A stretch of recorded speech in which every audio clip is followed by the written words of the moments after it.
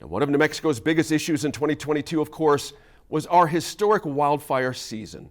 The two largest fires in state history burned hundreds of thousands of acres, and looking ahead to 2023, state and federal officials are working to make sure that doesn't happen again.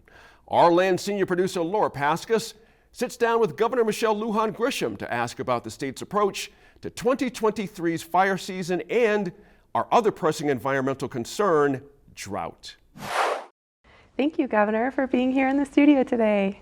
Thank you, Laura. I'm delighted to be here. 4 years ago in 2018, scientists said we had about a decade to get to net zero emissions to avert catastrophic impacts from climate change. We're already seeing catastrophic impacts.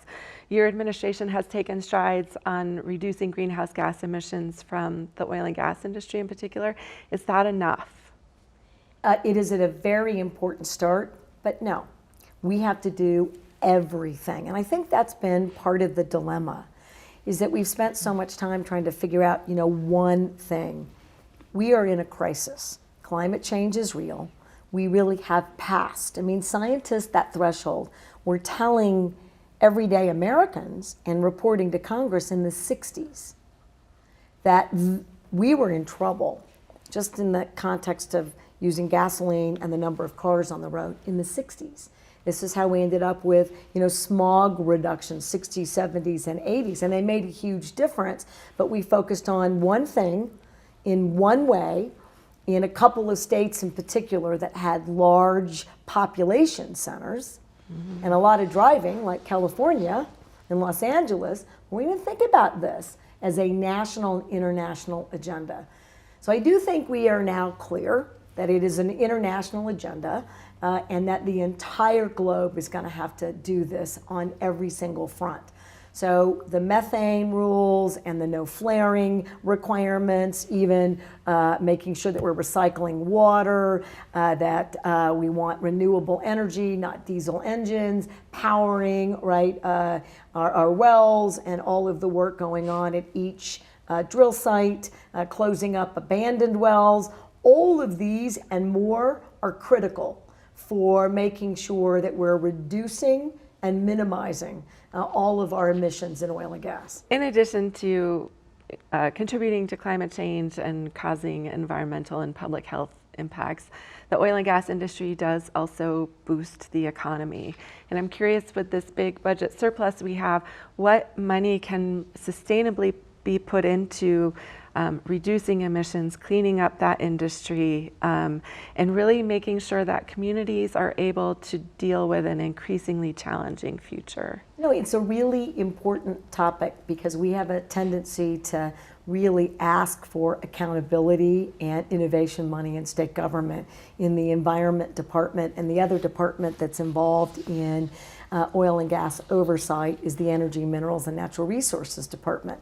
And given both record revenues and that we need to have not just these balances, there's no balances when we're talking about environmental protections, right? We can have enough energy to meet our needs and export. And we don't have to sacrifice all of our environmental protections, particularly at the site or the source, where typically we have rural communities who, without our support, aren't going to get attention to those public health issues. And they deserve it and require it both. So here, in the same way we did early childhood, set up funds that don't have to be relitigated every year, that allow us to make real-time investments into these communities in particular. And we did that with the Energy Transition Act. Right? We said, as we do this transition and we move from coal-fired plants, we're going to have job issues and economic issues. There are impacts. And to say that there aren't means that we're not dealing with, lifting up in its entirety these communities. So we put 40 million, 20 million directly to workers, 20 million that goes to the community to think about their economic futures. So you can clean up, You can do more air quality monitoring. We can make sure that our methane monitoring innovation is the best in the world. We can put those jobs there. You know, we want to be the first state in the nation to have, you get alerts on your cell phone when there's and we're in process, so that you'll know where a methane leak is, and you'll also know how long it took us to get it fixed and who's responsible, so that you have that kind of transparency. You want to empower a local community, tell them what's happening in their backyard. That's real empowerment. And we have folks who are willing to help us with that. I mean, I do. It'll sound like it doesn't go together, but in fact, a lot of that innovation is happening in this industry itself. And while I want, you know, the objective review, I need that innovation. And it's powerful in this space. Big funds, lasts more than one fiscal cycle, and it really identifies that we're paying attention particularly to these communities, and we're cleaning up while we're in these transitions. And I'm really excited about that. And all of our economic sectors, Laura, are overperforming. And they're going to need to, because when more than 50% of your revenue is coming from one energy sector, you have to think about very meaningful ways, in addition to the renewable energy sector, but other economic sectors that get you there. And we're showcasing that that can be done. It's not an overnight enterprise, but it's the right set of investments that really do finally resolve. You have to diversify your economy. That makes us greener and cleaner and safer. And while you do that, you need to put funds together that will last, right? Legacy funds that deal with legacy pollution, that are really clear about protecting New Mexicans now and well into the future. Where does climate change and water planning fit on your agenda in terms of nudging the state legislature next year? If we don't have water, there isn't anything we can do. We have to, wherever the funding gaps are, again, as I talked about the fires, the state has an opportunity. I mean, these are once in a lifetime sets of opportunities. We need to take them. The Water Conservation Fund and the Interstate Stream Commission are examples of forward thinking in former Democratic administrations, that you can't wait a year when you need water infrastructure money, right? When people need water, they need it. So that was really, back then, a very creative way to create a fund and to put water out. But it's small, and the way in which they replenish that fund is also too small to deal with our rapidly changing environment and our much hotter, drier environment. That is not going to stop. And I hear New Mexicans all the time now say, you know, these are record rainfalls. It's been a productive monsoon season. But if you think this season is the biggest monsoon season ever, not true. And if you think that this was enough to eradicate decades of aridification here, also not enough. And it's not just happening here, it's happening everywhere. And the West is particularly impacted, which means where we get other water isn't coming to us. We have to put sizable resources into funds that allow us to, in real time, invest strategies that are developed by state and by tech and by the labs and by our own state engineer, and deploy them in real time. Legislature should set those parameters in a fund and then give us the fund and make sure that we're allocating all the time. But I also want this session to be about healthcare delivery and behavioral health and education and public safety. And we've planted the seeds, and our garden is growing. But none of that is mature. And to stop doing those investments today would be a disaster for a state that still needs so much in those areas.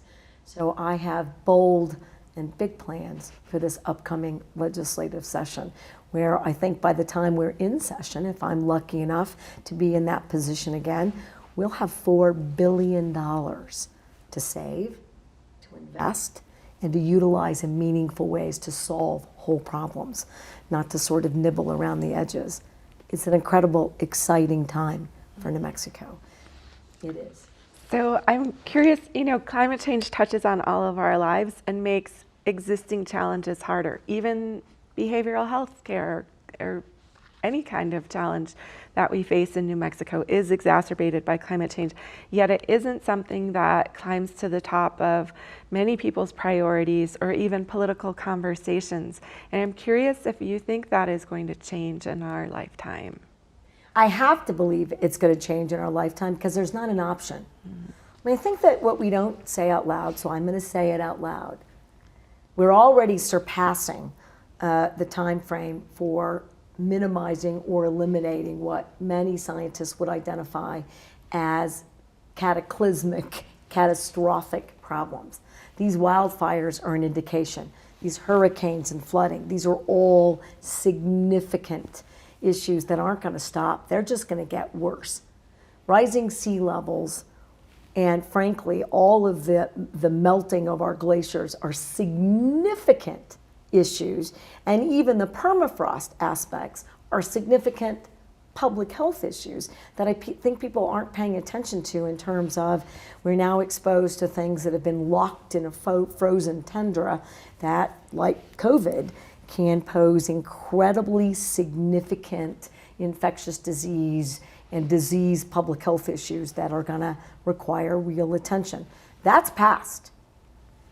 Now we have to have sufficient resources to protect people around the globe, to deal with famine, having the ability to have enough water and to grow enough food, to really think about how we shift our agricultural practices. Same in New Mexico. We've got several million, tens of millions out in grants to think about how we do ag differently and how we grow more food and make it more readily available to New Mexicans. All of that has to shift right now. I think the fact that we have $370 billion in a brand new piece of federal legislation is testament to the fact that the conversation hasn't just shifted. The investments that cause us to do things differently so that my grandchild has the opportunity to be outside and to live where she chooses in a world that's fast approaching, right, that jumping off a cliff situation.